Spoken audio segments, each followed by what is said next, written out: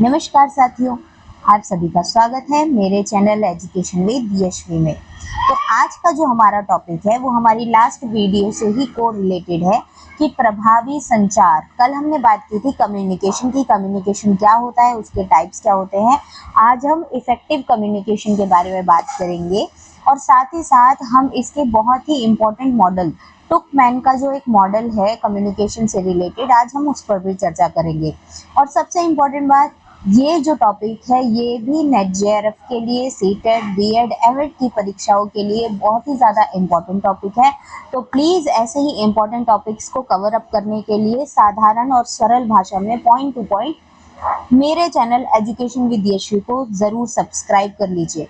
आगे हम बात करते हैं कि संचार अर्थात संप्रेषण का सामान्य परिचय, जो कि हमने लास्ट वीडियो में भी चर्चा की थी कि ये शब्द लैटिन के कम्युनिश शब्द से बना है, जिसका मतलब होता है साझा करना या सामान्य बनाना। मतलब हमारा जो मैसेज है, हमारा जो संदेश है, हम जो भी बात करना चाहते हैं उसको दूसरे व्यक्ति के लिए, सामने जो व्यक्ति है उसके लिए, या समूह में यदि हम बात कर रहे हैं तो उनके लिए वो साझा, हम अपनी बात को साझा कर सके उनके साथ, सामान्य रूप से उन्हें भी समझ में आ सके, ऐसे शब्दों का चयन करके अपने मैसेज का फॉर्मेशन कर सके और लोग उनका डिकोड करके उसको मैसेज को समझ सके, रिसीव कर सके।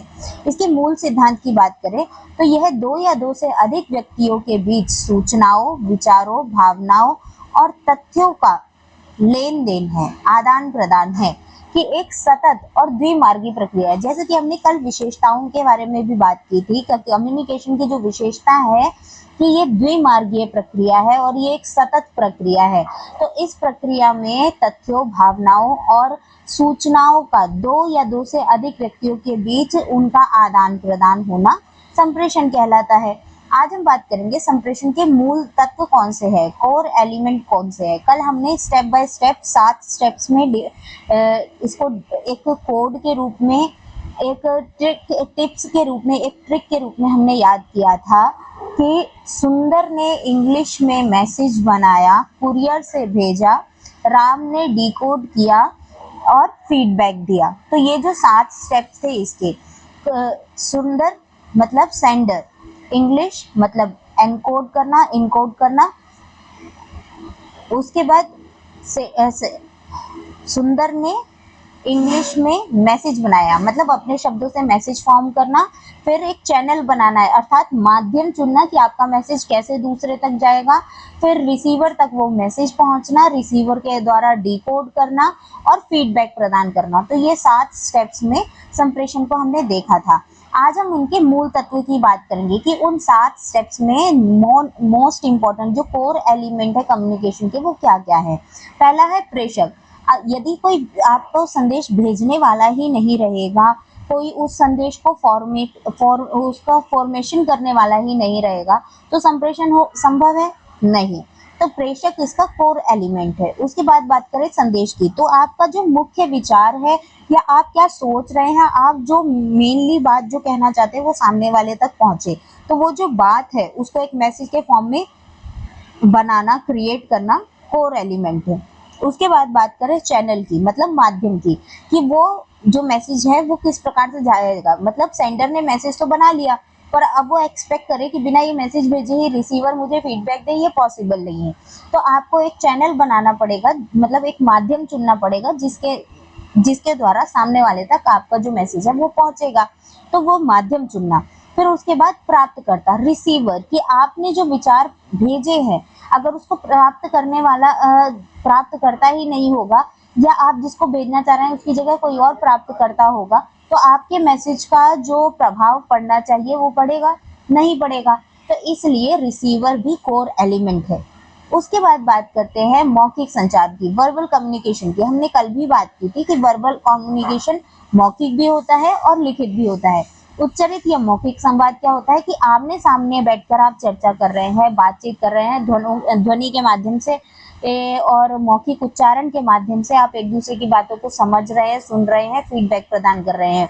ये ग्रुप में भी होता है, इंटरव्यू के टाइम पे भी होता है, टेलीफोन पे बात करते हुए भी होता है, और इसका जो फीडबैक है वो इंस्टेंट मिल जाता है कि मैंने आपसे कहा, आपने सुना और उसके बाद आपको जो समझ में आया उसके अनुसार आपने मुझे फीडबैक दिया। उसके बाद बात करते हैं लिखित संप्रेषण की।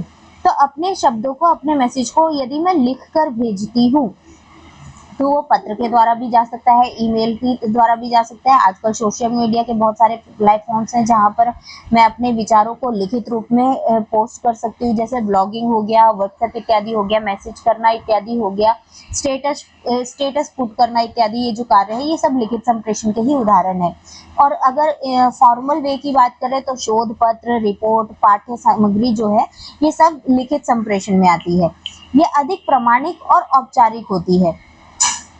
और भविष्य के रिकॉर्ड की यदि हम बात करें तो ये जितनी भी चीजें हैं, यदि फॉर्मल वे में आप लिखित संप्रेषण करते हैं, पत्र, ईमेल, पुस्तकें, शोध पत्र, रिपोर्ट, पाठ्य सामग्री इत्यादि जो है, तो ये सब भी प्रामाणिक हैं। मतलब आगे चल के एज अ डॉक्यूमेंट यदि कोई रिसर्च होती है तो एज अ डॉक्यूमेंट भी इन लिखित संप्रेषणों का उपयोग किया जा सकता है। जैसे कि आज भी हम नेहरू जी के लिखे हुए जो खत हैं इंदिरा जी को, हम उन खतों के बारे में पढ़ते हैं। उस समय उन खतों से उस समय की स्थिति का पता चलता है और उनके जीवन काल के विषय में पता चलता है, उनकी परिस्थिति के विषय में पता चलता है। तो ये लिखित संप्रेषण बाद में फ्यूचर के लिए एक रिकॉर्ड बन जाते हैं। उसके बाद बात करें आवाज के गुण, यानी कि वोकल और पिच ट्रेट्स, कि आपकी आवाज केवल शब्द ही नहीं, मतलब आप जो बोल रहे हैं केवल वो वर्ड्स मैटर नहीं करते, आप उस शब्द के पीछे आपका जो टोन है, आपका जो लहजा है, आप तेज बोल रहे हैं, आप धीरे बोल रहे हैं, आप उतार चढ़ाव करके बोल रहे हैं, तो ये जो एक्सेंट है, ये जो टोन का पिच जो है वो हाई और लो जो हो रहा है, ये भी बहुत मैटर करता है। कि यदि हमने कई बार एक उदाहरण सुना होगा कि अच्छा जो वर्ड है वो बहुत सारे टोन्स में अलग अलग मीनिंग प्रोवाइड करता है। जैसे कि यदि आपने मुझे कुछ बताया और मैं बोलूँ अच्छा, मतलब मुझे वो ज्ञान नहीं था और मुझे अभी पता चला अच्छा ऐसा होता है, और फिर मैं बोल दूँ अच्छा, मतलब एक धमकी वाला अच्छा, तो ये अलग अलग, मतलब आपके वोकल पिच पर भी, ये उसके ट्रेट्स पर, उसके गुण पर भी ये मैटर करता है कि आपका जो मैसेज है वो सही रूप में प्राप्तकर्ता तक जा रहा है या नहीं जा रहा। उसके बाद बात करते हैं अमौखिक संचार की, नॉन वर्बल की। तो नॉन वर्बल के भी हमने बहुत सारे पार्ट्स देखे थे कल, कि जिनके माध्यम से आपका मैसेज अमौखिक रूप से संचारित होता है। जैसे कि किनेसिक्स, यानी कि शारीरिक भाषा, आपके जो फेशियल एक्सप्रेशंस हैं, आपके जो हाव भाव हैं, सिर हिलाना और आंखों के संपर्क, की आंखों से इशारा कर देना कि यहाँ से, मतलब इस डायरेक्शन में देखिए या इस डायरेक्शन में जाइए, तो ये जो है ये किनेक्स है, शारीरिक भाषा। उसके बाद प्रॉक्सिमिक्स, यानी कि सापेक्ष दूरी, संवाद के दौरान दो व्यक्तियों के बीच की जो शारीरिक दूरी का अध्ययन है। इसके 4 प्रमुख स्तर होते हैं: अंतरंग, इंटीमेट, व्यक्तिगत, सामाजिक और सार्वजनिक दूरी। तो ये दूरी भी मैटर करती है कि आपका जो अमौखिक संचार होगा वो किस प्रकार से होगा। यदि आप पास में हैं तो आप धीरे से हाथों के द्वारा या उसको हल्का से स्पर्श के द्वारा उसे आप समझा सकते हैं, आप संदेश प्रेषित कर सकते हैं। व्यक्तिगत है तो 2 लोगों के बीच जो हाव भाव से संप्रेषण हो रहा है। सामाजिक है, यानी कि सामाजिक रूप से यदि आपने कोई, मतलब आपका कोई हाव भाव है कि मैं आपसे बात कर रही हूँ, मेरे ये हाथ हिल रहे हैं, तो समझाने का जो ये तरीका है, तो ये सामाजिक हो गया, सार्वजनिक तरीके से हो गया।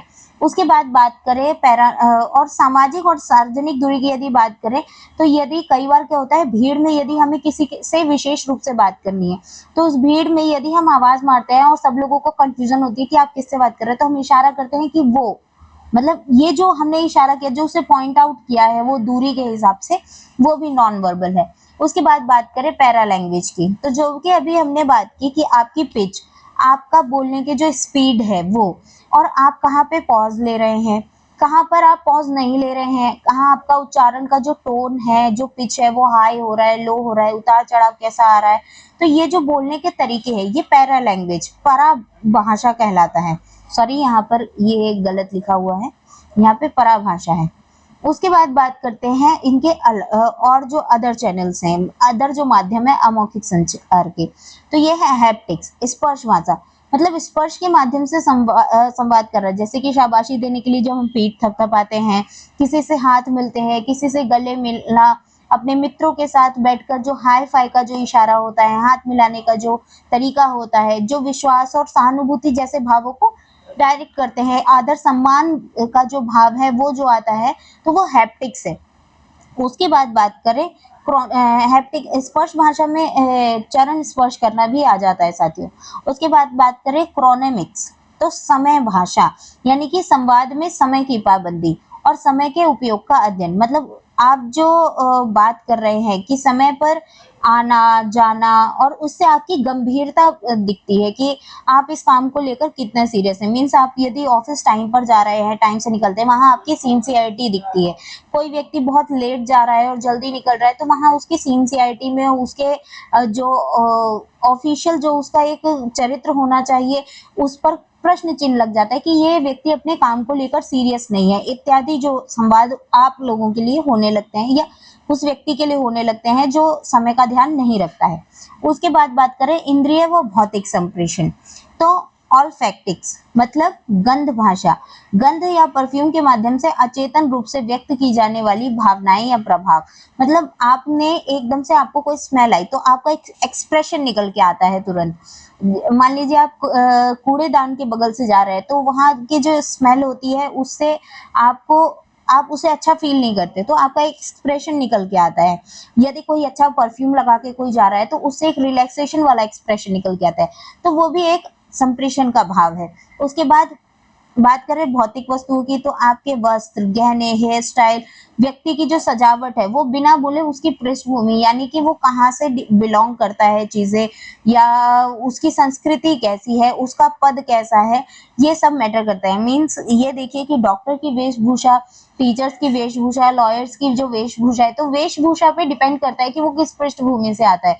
तो एक व्यक्ति उससे संवाद करते वक्त उस विचार को ध्यान में रखते हुए उससे वैसा संवाद करता है। उसके बाद बात करें अंतः सांस्कृतिक संप्रेषण, मतलब जब भिन्न भिन्न संस्कृति के जो लोग हैं, धार्मिक भिन्न भिन्न धार्मिक धर्म को मानने वाले जो लोग हैं या भिन्न भिन्न भाषाई पृष्ठभूमि के जो लोग हैं, वो आपस में जो संवाद करते हैं उसको अंतः सांस्कृतिक संप्रेषण कहते हैं। ये हाई और लो कॉन्टेक्स्ट में होता है। तो जो हाई कॉन्टेक्स्ट है वो है कि संस्कृतियों में शब्दों से ज्यादा माहौल और इशारों को समझा जाता है। कि कई बार आपने देखा होगा कि कुछ पूजाओं में मौन धारण किया जाता है, तो मौन धारण करते वक्त वो जो हाव भाव निकल के आते हैं, वो जो एक मुद्राएं होती हैं पूजा करते वक्त या भोग ग्रहण करवाते वक्त जो मुद्राएं होती हैं उनका उपयोग करना भिन्न भिन्न संस्कृतियों में भिन्न भिन्न प्रकार के होते हैं। हिंदूज में मुद्राएं होती हैं, नमस्कार की मुद्रा होती है और जो आहुति डालते हैं उसकी एक मुद्रा होती है। ये सारी चीजें जो आपकी संस्कृति को स्वाभाविक रूप से प्रदर्शित कर देती हैं।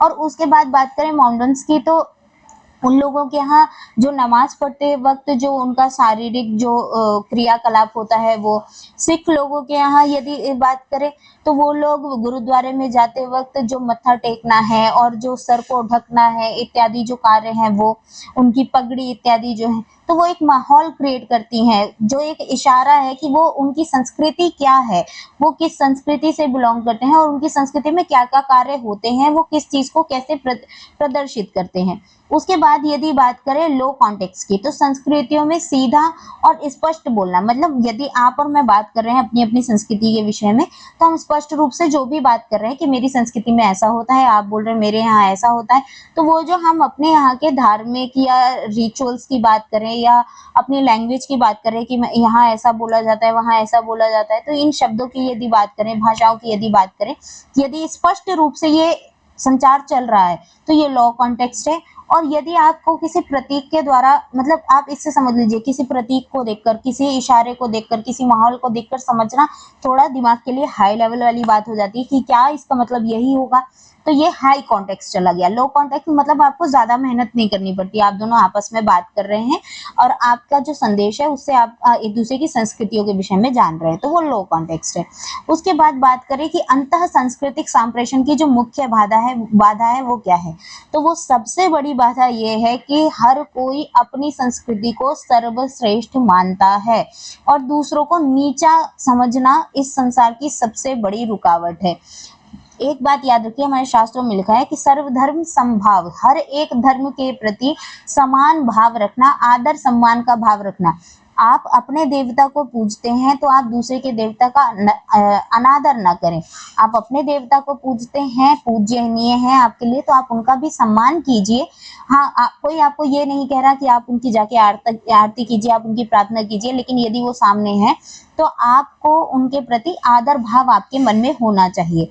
तो ये बाधा स्वतः ही नष्ट हो जाएगी। ये बाधा कोई बाहरी बाधा नहीं है, ये बाधा आपके मन और विचार की बाधा है। यदि आपके मन और विचार में सबके प्रति सम्मान आदर की भाव उत्पन्न हो जाएंगे, खुद के प्रति आदर और सम्मान के भाव उत्पन्न हो जाएंगे, तो ये बाधा को दूर करना कोई बड़ी बात नहीं है।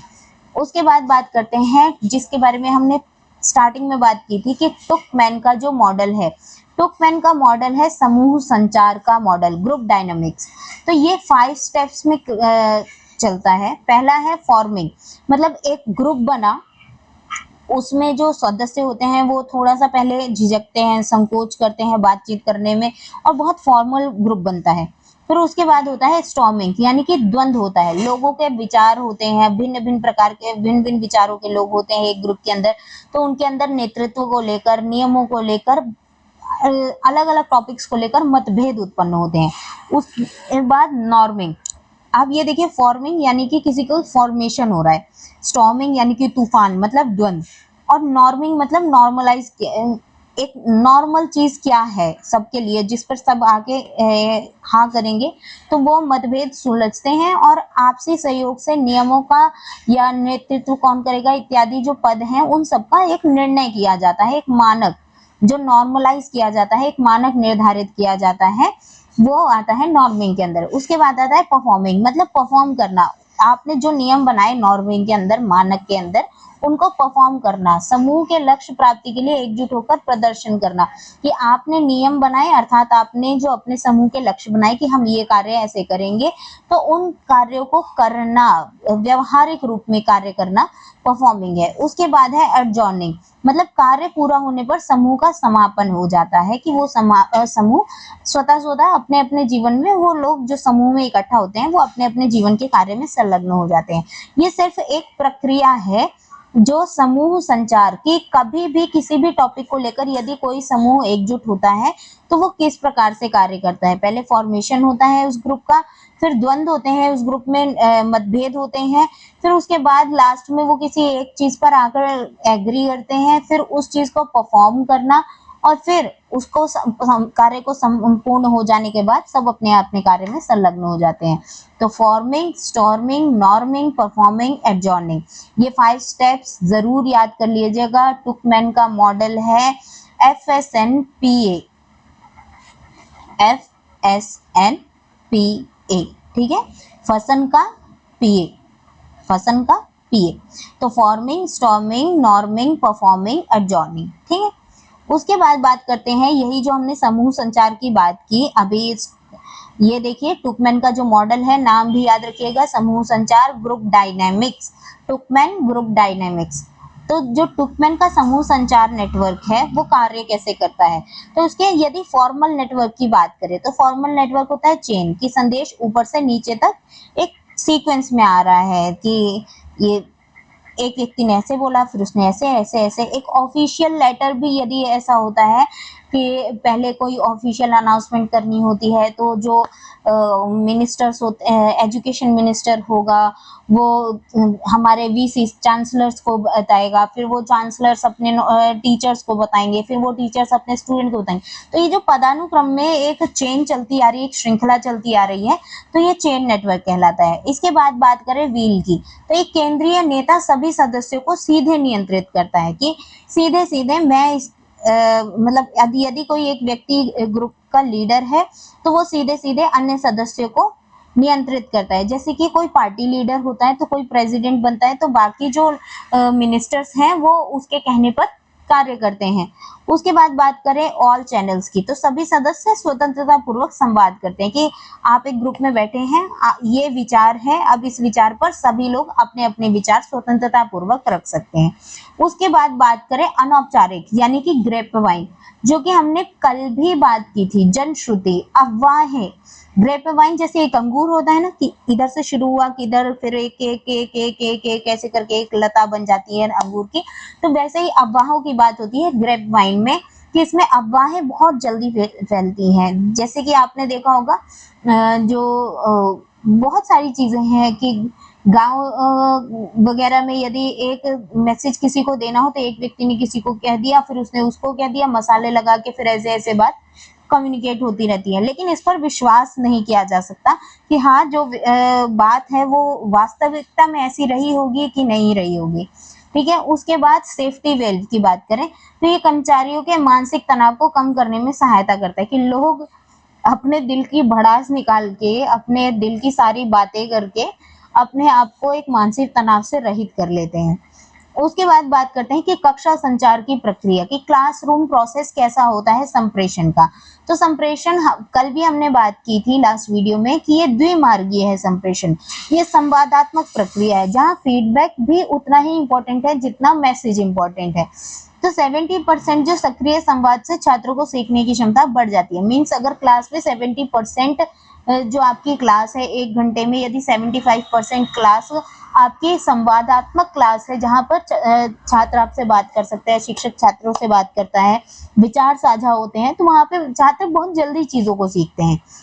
अब बात करें कि ये होता कैसे है, तो शिक्षक जो है वो संदेश, मतलब आपका जो भी मटेरियल होता है टीचर्स का, वो मटेरियल छात्रों तक पहुंचाते हैं। माध्यम मतलब किस शिक्षण विधि का उपयोग करके छात्र तक पहुंचाते हैं। छात्र रिसीवर होता है और रिसीवर फिर फीडबैक देता है कि छात्र जो शिक्षक ने पढ़ाया वो छात्र ने समझा, और उसके बाद वो अपनी तरफ से उत्तर देता है। फिर शिक्षक को जो भी समझ में आता है कि छात्र को ये चीज़ समझ में आ गई है, मैंने जो भी मटेरियल समझाया है, छात्र यदि समझ गए हैं तो वो आगे फिर नया संदेश प्रेषित करता है, यदि नहीं होता तो ये चक्र फिर से वापस यही चालू हो जाता है। उसके बाद बात करें कि कक्षा संचार में प्रमुख बाधाएं क्या है, कि क्लास के अंदर कम्युनिकेशन करने में जो बैरियर्स है वो है कौन से। पहले है मनोवैज्ञानिक बाधाएं, मतलब छात्र के अंदर कई बार टीचर्स को, इसलिए कहा जाता है कि टीचर्स को एक फ्रेंडली नेचर का होना चाहिए छात्रों के साथ, जहां और एक मार्गदर्शक के रूप में होना चाहिए, रिस्पेक्टेड मार्गदर्शक के रूप में, जहां छात्र उनसे बात करने में फ्री महसूस कर सके। लेकिन जब छात्र को डर लगता है अपने टीचर से कि मैं कैसे, मैं बोलूंगा तो ये डांटेंगे, मैं पूछूंगा तो डांट पड़ेगी, ऐसी चीजें, तो छात्र जो है वो अपने अंदर स्ट्रेस लेने लगता है और ध्यान उसका केंद्रित नहीं रह पाता। कई बार कि उसको कक्षा में आनंद नहीं आ रहा है तो वो ध्यान एकत्र नहीं कर पा रहा है। फिर उसको कई बार हो सकता है कि जो सब्जेक्ट चल रहा है उसमें छात्र को रुचि नहीं है, उसको इंटरेस्ट नहीं आ रहा है उसमें, या पूर्वाग्रह या शिक्षक के प्रति नकारात्मक धारणा कि ये शिक्षक खड़ूस लग रहे हैं तो मैं इनसे अपनी बात नहीं कह पाऊंगा। तो ये मनोवैज्ञानिक बाधाएं हैं जो कक्षा संचार में आ जाती हैं।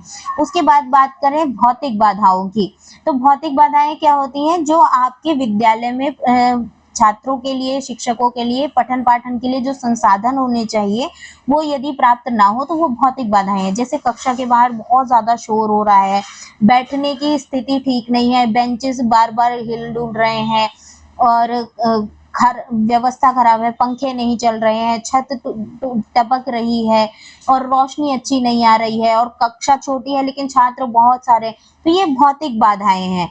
उसके बाद बात करें भाषाई या शब्दार्थ बाधाएं, तो कई बार क्या होता है कि अस्पष्ट उच्चारण के कारण और दोहरे अर्थ वाले, कि शिक्षक ने बोला यदि कि बाहर जाता है, अब छात्र नहीं समझ पाए कि कहाँ से बाहर जाता है, कक्षा से बाहर जाता है, विद्यालय से बाहर जाता है, मतलब वो छात्र का एक कम्युनिकेशन है कि राम बाहर जाता है। अगर चैप्टर में ये लिखा है तो राम कहाँ से बाहर जाता है, ये जो जिज्ञासा है कि कैसे वो अगर विद्यालय में था तो विद्यालय से बाहर गया या कक्षा से बाहर गया, कि वो बाहर जाने का जो स्पष्ट अर्थ है वो छात्रों को नहीं समझ में आया, क्योंकि वहां पर दोहरा अर्थ है उसका कि राम कक्षा में था और उसके बाद वो बाहर जाता है। अब छात्र कई बार कंफ्यूज हो जाते हैं कि कक्षा से बाहर जा रहा है या विद्यालय से बाहर जा रहा है, या और भी बहुत सारी चीजें हैं कि जैसे कि पर्यायवाची शब्द जितने भी हैं वो हमेशा दोहरे अर्थ वाले होते हैं, तो कई बार छात्र जो हैं वो परेशान हो जाते हैं कि इस शब्द का अर्थ क्या वही है। उसके बाद बात करें कि शब्द या संस्कृति भाषाई अंतर, कि कई बार क्या होता है कि यदि शिक्षक किसी और भाषा का जो लैंग्वेज का जो बैरियर है शिक्षक और छात्रों के बीच, वो कई बार डिफरेंसेस क्रिएट कर देता है, और खासकर उन लोगों के लिए जो आर्मी वाले जो लोग हैं, उनके जो बच्चे होते हैं उनका टाइम टू टाइम ट्रांसफर होता रहता है अलग अलग स्टेट्स में, तो कई बार वो वहाँ की लैंग्वेज में कंफ्यूज होते रहते हैं। तो ये भाषाई और शब्दार्थ जो बाधाएं हैं वो छात्रों के सामने क्लियर नहीं हो पाती, तो वो कक्षा संचार में प्रमुख बाधा बन जाती है। उसके बाद बात करें कि शिक्षक के लिए प्रभावी संप्रेषण रणनीतियां क्या है, कि वो किन रणनीतियों का प्रयोग करे कि उसका कम्युनिकेशन अच्छा हो। सहानुभूति पूर्ण व सक्रिय श्रवण, कि छात्रों के अंदर जो शंकाएं हैं, जो डर है, उसको दूर करने के लिए शिक्षक को उनसे सहानुभूति रखनी होगी, कि छात्रों को लगे कि शिक्षक हमारे विषय में समझता है, हमारे विषय को समझता है, हम यदि परेशान हैं, हमारी मानसिक स्थिति को समझता है। तो छात्रों की शंकाओं और विचारों को बिना किसी पूर्व निर्णय के ध्यान से सुनना चाहिए, कि जो शिक्षक है वो पहले ही ये एक धारणा न बना ले कि ये छात्र शैतान है, ये पीछे बैठा है तो ये शैतान ही होगा। नहीं, उस छात्र के मन की जो शंका है उसको बिना उसकी स्थिति को देखे हुए, उसके बैकग्राउंड को सोचे हुए, आपके सामने वो एक छात्र है तो आपको उसके तरफ एम्पैथी होनी चाहिए और आप उसकी बात को एक्टिवली सुने। उसके बाद सकारात्मक पुनर्बलन, कि छात्र यदि सही उत्तर देता है तो उसकी प्रशंसा की जाए, उसको शाबाशी दी जाए और उसको और आगे और अच्छा करने के लिए थोड़ा सा उसको पुनर्बलन दिया जाए। और वहीं पर यदि कोई छात्र गलत भी उत्तर देता है तो उसे सीधे डांट देना या दंड देना सही नहीं है। उसको एक ये कहा जा सकता है कि कोई बात नहीं, ये उत्तर नहीं है, इसका उत्तर ये है, आगे से और ध्यान देना, या इस चीज को ऐसे समझा जा सकता है, उसको और सरल ढंग से समझाया जाए। तो ये सकारात्मक पुनर्बलन है उसके लिए। उसके बाद बात करें बहुसंवेदी माध्यम की, मल्टी सेंसरी मीडिया, केवल आपको व्याख्यान नहीं देना है, आप उसको चार्ट्स के माध्यम से, मॉडल के माध्यम से, जो 5E पाठ्य योजना बीएड के छात्रों को पता होगा कि 5E जो पाठ्य योजना है वो 5E का जो मॉडल है वो इसी पर बेस्ड है, कि छात्रों के लिए जो सब्जेक्ट है वो और ज्यादा रुचिकर बनाने के लिए मल्टी सेंसरी मीडिया का उपयोग किया जाए, कि चार्ट्स का उपयोग किया जाए, मॉडल्स दिखाए जाए, ऑडियो वीडियो का उपयोग किया जाए, पीपीटी के उचित मिश्रण के साथ उनको कक्षा में इंगेज करके रखा जाए और अपने जो आपका मटेरियल है, टीचिंग मटेरियल, उसको अच्छे से आप छात्रों को समझा पाए। उसके बाद आईसीटी का प्रभावी उपयोग, कि क्लास जो है वो स्मार्ट क्लासरूम होनी चाहिए, इंटरेक्टिव क्विज होनी चाहिए वहाँ पे, कि छात्रों को मजा आए, आनंद आए। जैसे कि काहूट वगैरह जो ऐप है वहाँ पर बहुत इंटरेस्टिंग क्विज बनती है छात्रों के लिए, कि छात्र उसका उत्तर देते हैं तो वो क्विज के अंदर ही उनको एक पॉजिटिव रिइंफोर्समेंट देता है कि हाँ आपने बहुत अच्छा किया, ये आपने बहुत अच्छा उत्तर दिया। तो ये उस क्विज के अंदर ही ये क्रिएट होता है, तो ये आईसीटी के माध्यम से बनाया जाता है। उसके बाद शैक्षणिक ऐप्स की बात करें तो जितने भी शैक्षणिक ऐप्स हैं उन सभी का उपयोग कक्षा के अंदर या कक्षा में और अच्छा करने के लिए उन सभी का उपयोग करना चाहिए। उसके बाद यदि परीक्षाओं में इस यूनिट की बात करें, कम्युनिकेशन की यदि बात करें, तो कम्युनिकेशन से रिलेटेड घुमा फिरा के 5 प्रश्न अनिवार्य रूप से यूजीसी नेट जेआरएफ के अंदर बनते ही बनते हैं, क्योंकि जैसे आपकी पेपर 1 की 10 यूनिट है तो 10 यूनिट में से हर एक यूनिट में 5-5 प्रश्न बनते ही हैं, उसी को मिलाकर 50 प्रश्न आपके पूरे होते हैं। उसके बाद बात करें बीएड एमएड एग्जाम की, तो पूरा ये थ्योरी जो पेपर है कम्युनिकेशन, ये लगा होता है, आपका जो प्रश्न पत्र है ये लगा होता है, तो उसके लिए ये आपके लिए उपयोगी है। उसके बाद बात करें सीटेट और एस्टेट पेडागोजी के लिए, कि 3 से 4 इसमें प्रश्न आपके बनते ही बनते हैं शिक्षण शास्त्र से आधारित।